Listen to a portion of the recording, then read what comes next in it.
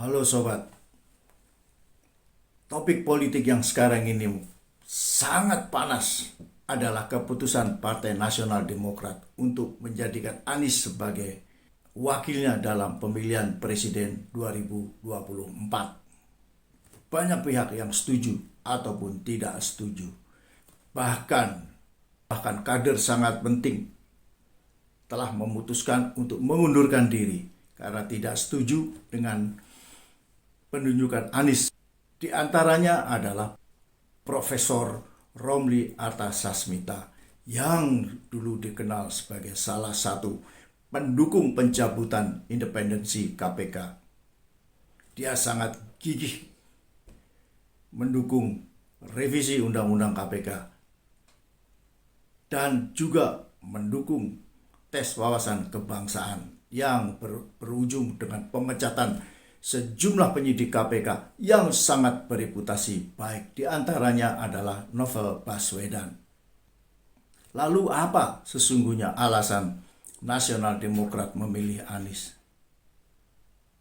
Yang pasti adalah popularitas Anies yang memang sangat tinggi. Bahkan semua survei menunjukkan Anies berada di dalam 3 besar politisi nasional yang berpotensi menang dalam pemilihan presiden 2024. Popularitas Anies tentu saja terkait dengan kenyataan bahwa sejauh ini dia dianggap sebagai salah satu atau bahkan satu-satunya representasi Islam politik dalam Pilpres 2024. Dan kini Anies mendapatkan tambahan lagi, yaitu dari kaum nasionalis yang selama ini menjadi kader atau pendukung Nasdem. Tak kalah penting dalam hal ini adalah meningkatnya jumlah orang-orang Islam moderat yang semula menjadi swing voter atau masa mengambang, bahkan berseberangan secara politik dengan Anies karena berbagai macam serangan politik terhadap Anies menyinggung perasaan mereka. Akhirnya mereka putar haluan atau memutuskan menjadi pendukung Anies.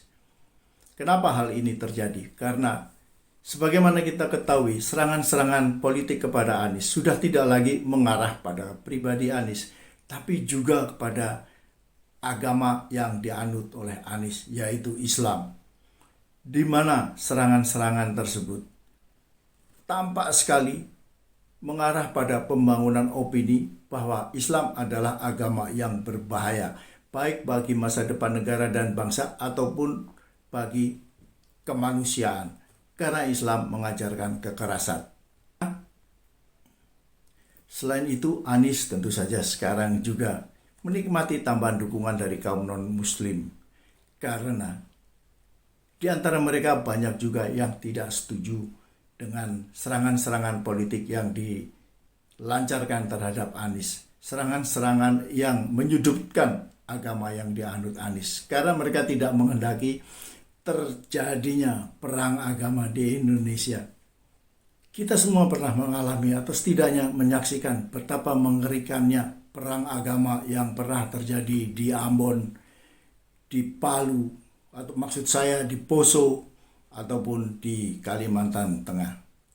Jumlah korban demikian besar dan sampai sekarang masih menimbulkan trauma. Ini pula tampaknya yang menyebabkan Nasdem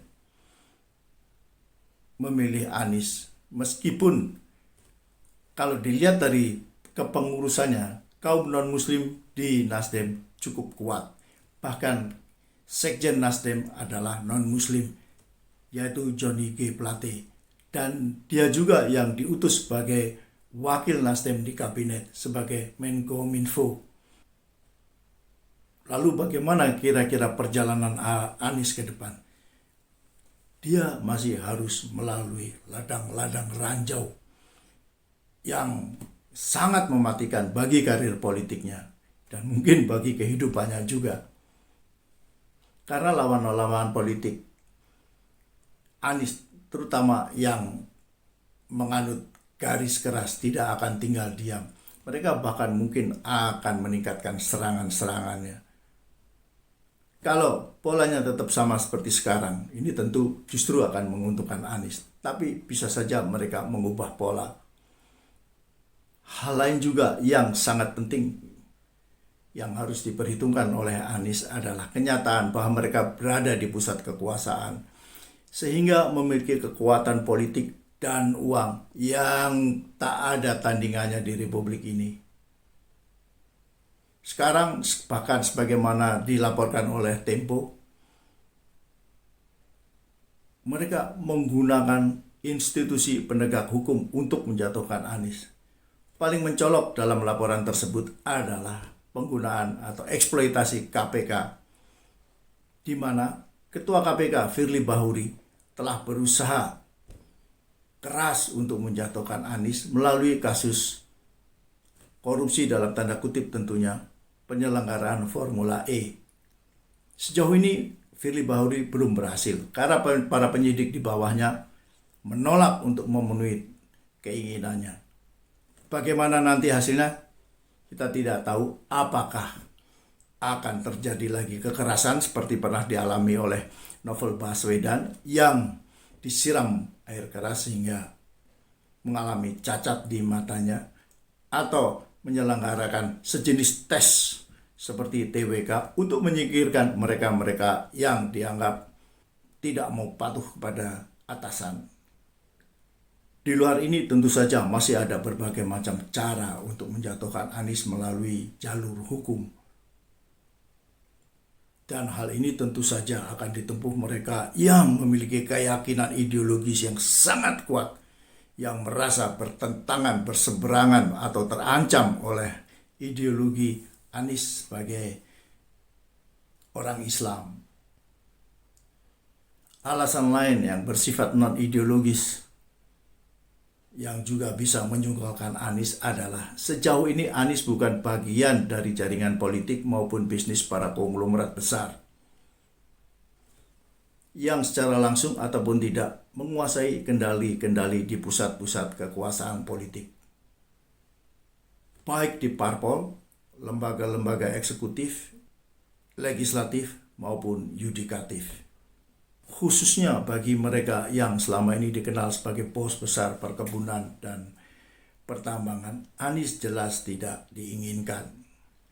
Karena bisa saja Anies mempersoalkan kembali atau membuka kasus-kasus lama yang membuat mereka bisa sangat kaya raya, dan juga mempersoalkan keterlibatan mereka dalam proyek-proyek pemerintah, termasuk dalam proses pemberian izin. Maka sekarang ini Anies harus betul-betul serius dalam membangun sistem pertahanan diri. Karena yang akan dilalui adalah berbagai macam ranjau yang setiap saat bisa melahap dirinya dan menyeretnya ke penjara. Oke sobat, kita akan jumpa lagi dalam episode berikutnya.